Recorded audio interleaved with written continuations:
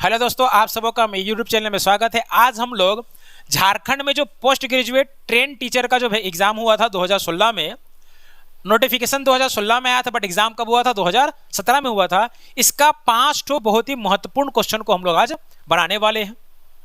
तो चलिए क्वेश्चन को हम लोग यहाँ पर बनाना शुरू करते हैं। पहला क्वेश्चन हमारा क्या दिया हुआ है?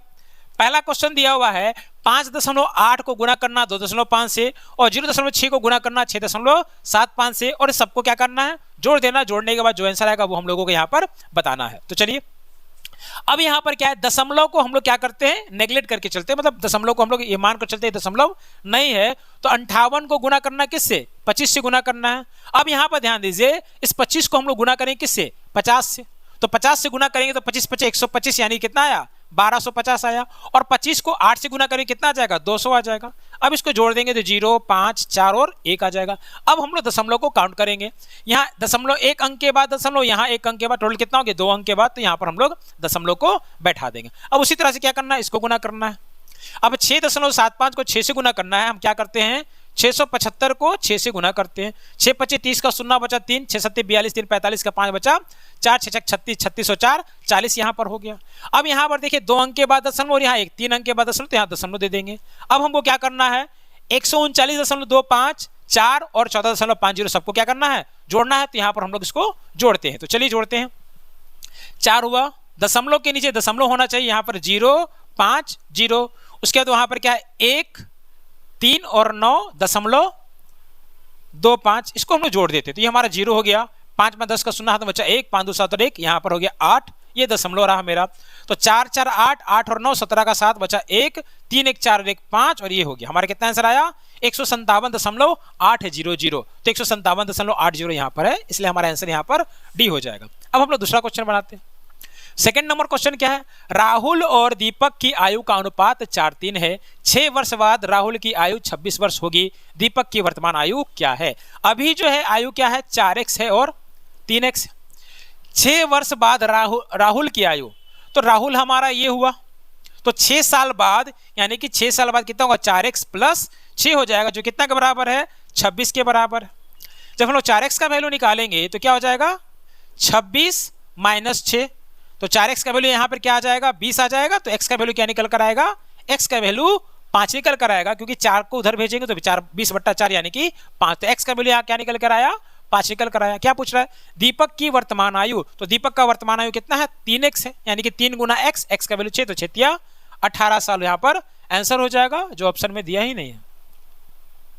और 5 15 हो जाएगा, छोड़िए। अब हम लोग सेकंड नंबर क्वेश्चन को बनाते हैं। सेकंड नंबर क्वेश्चन में क्या कह रहा? राहुल और दीपक की आयु का अनुपात 4:3 है। हम मान लेते हैं राहुल का उम्र है 4x और दीपक का है 3x। आगे कहता है 6 वर्ष बाद राहुल की आयु 26 वर्ष होगी। तो 4x अभी है, 6 साल बाद हम लोग 6 जोड़ देंगे तो ये कितना हो जाएगा? 26 हो जाएगा। अब 4x का वैल्यू निकालेंगे तो 26 माइनस 6 हो जाएगा। तो 4x का वैल्यू यहाँ पर क्या आ जाएगा? 20 आ जाएगा। तो x का वैल्यू यहाँ पर क्या आएगा? 20/4, यानी कि 5 निकल कर आएगा। अब यहाँ पर पूछ रहा है कि दीपक की वर्तमान आयु क्या है? तो दीपक का वर्तमान आयु यहाँ पर 3x है। तो 3 को x से गुना करेंगे, x का वैल्यू क्या है? 5, तो 3 5 15 वर्ष हो जाएगा, इसलिए हमारा आंसर यहाँ पर बी सही हो जाएगा। अब हम लोग बनाएंगे क्वेश्चन नंबर 3। मैं आपको जितना भी क्वेश्चन बता रहा हूँ सारा post graduate train teacher competition examination 2016, जिसका एग्जाम कंडक्ट हुआ था 19 फरवरी 2021 को, उसका क्वेश्चन है। चलिए, अब यहाँ पर क्या दिया हुआ? कोस स्क्वायर 2θ जो है वो इन सब में से किसके बराबर होगा? तो चलिए इसको हम लोग बनाते हैं। अब ध्यान दीजिए, हम लोग यह जानते हैं, क्या जानते हैं? Sine square theta plus cos square theta का वैल्यू क्या हो गया? 1 हो गया। साइन स्क्वायर थीटा और कोस स्क्वायर थीटा का वैल्यू क्या हो गया? 1 हो गया। तो अगर हम यहाँ से कोस स्क्वायर थीटा निकालेंगे तो हमारा क्या निकल कर आएगा? 1 माइनस साइन स्क्वायर थीटा निकल कर आएगा।